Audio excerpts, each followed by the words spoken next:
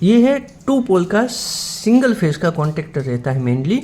इसके अंदर क्या रहता है कि यहाँ पर है ये A1 और A2 टर्मिनल, इसको हम सप्लाई देंगे, यहाँ पर फेज देंगे, यहाँ पर न्यूट्रल देंगे समझिए। तो जैसे इसको सप्लाई मिलेगी कि ये कॉन्टेक्टर यहाँ से दब जाएगा, ऑन हो जाएगा। जैसे ये ऑन होता है तो ये ऊपर वाला और नीचे वाला टर्मिनल कनेक्ट हो जाएगा। ये दोनों कनेक्ट होते हैं, जैसे कि यहाँ पर स्क्रू आप देख रहे हैं कि ये ऊपर का स्क्रू और नीचे का स्क्रू है, ये दोनों कनेक्ट हो जाएंगे। वैसे ही ये दोनों टर्मिनल कनेक्ट होते हैं।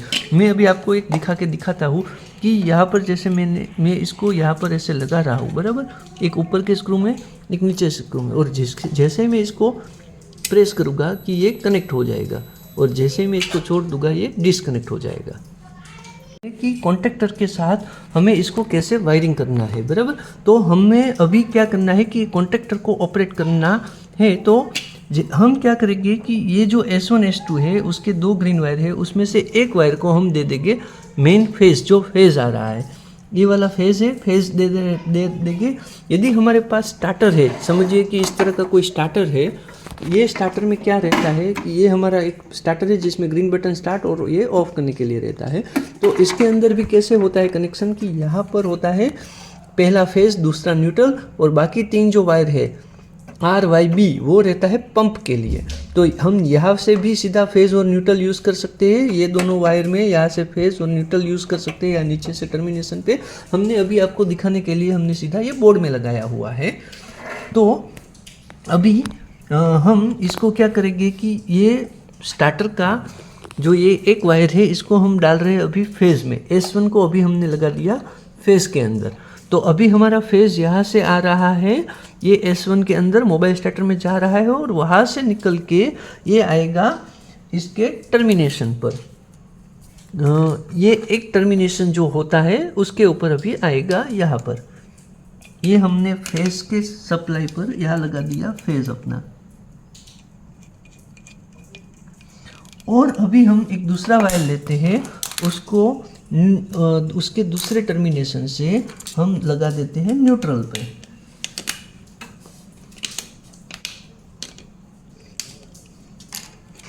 ओके, अभी हमने यहाँ पर कैसे किया कि ये एक फेज यहाँ से उठाया, S1 में जाने दिया, S1 का दूसरा पॉइंट जो है उसको कॉन्टेक्टर में जाने दिया। कॉन्टेक्टर के जो आउट टर्मिनल निकल रहा है वहाँ से एक वायर लेके उसको हम जाने दे रहे हैं न्यूट्रल में, राइट। अभी होगा क्या, न्यूट्रल में जाने दे रहे हैं। अभी हम जैसे ही सप्लाई ऑन करेंगे कि इसके अंदर सप्लाई आनी चालू हो गई है, जैसे आप देख पा रहे होंगे कि ये उसका सप्लाई यहाँ पर आ रहा है बराबर, ये न्यूट्रल है। अभी हमें क्या करना है कि जैसे ही डिवाइस ऑन हो जाता है, हम यहाँ से जैसे ही ऑन का बटन दबाएंगे कि ये तुरंत ही ऑपरेट होगा, ये ऑपरेट होना चाहिए। उसके बाद हम आगे का सेटिंग सिखाते हैं।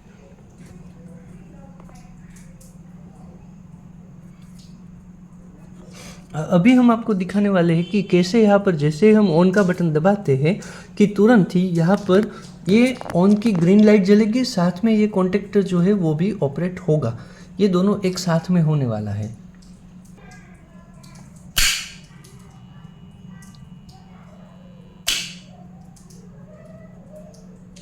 अभी ऑफ का वायरिंग कैसे करना है वो आप दिखाने वाले हैं। ये है NV नो वोल्ट कॉइल, उसका जो ये दोनों वाइट वायर रहता है उसको हमें कॉन्टेक्टर के साथ कैसे जोड़ना है उसको दिखाने वाले हैं। कॉन्टेक्टर के अंदर ये जो लिंक बनी रहती है यहाँ और इस दोनों के बीच में ये जो लिंक है उसको हमें निकाल लेना रहता है। ये हमने दोनों वाइट वायर को यहाँ पर ये दोनों पॉइंट के बीच में लगा दिया है। ये और ये जो 2 नंबर का पॉइंट और ये 3 नंबर का, इन दोनों के बीच में हमने NV लगा दिया है। इसके बीच में से हमने ये जो लिंक है उसको निकाल दिया है।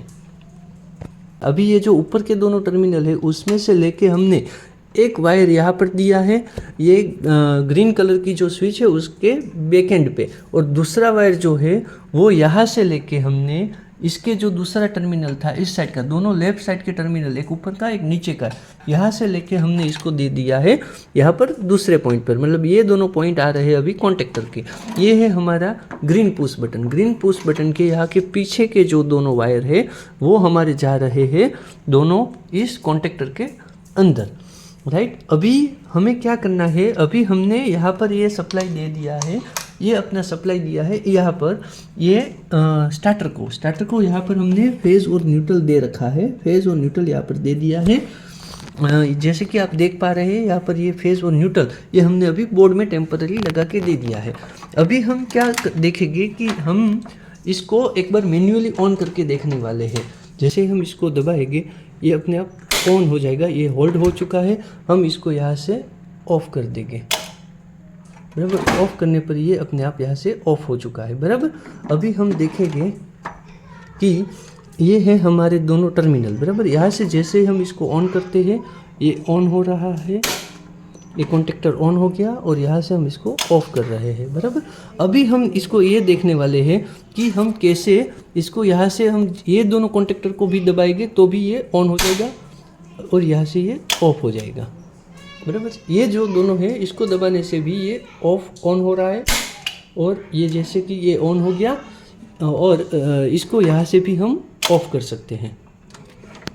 अभी हमने पावर सप्लाई ऑन कर दिया है तो अपना एप्लीकेशन में यहाँ पर लैंप ग्लो हो रहा है, वो इंडिकेट कर रहा है कि अपना सप्लाई सही है।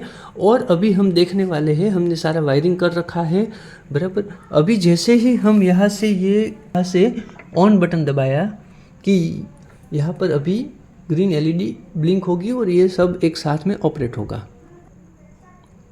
जैसे कि आप देख रहे, हाँ, ये ऐसे ऑन हो गया, ये भी ऑन हो गया। अभी ये ऑन हो गया है तो ये जो अपना बाहर का कॉन्टेक्टर है वो 1 सेकंड के लिए ऑपरेट होगा और उसके बाद वो रिलीज़ हो जाएगा और अपना जो ये मेन कॉन्टेक्टर है वो होल्ड हो जाएगा और स्टार्टर ऑन हो जाएगा।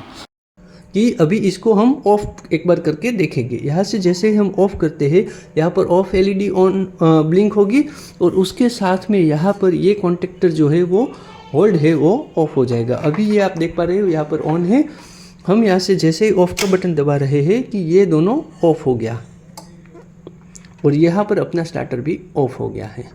तो ऐसे करना है सिंगल फेज का वायरिंग।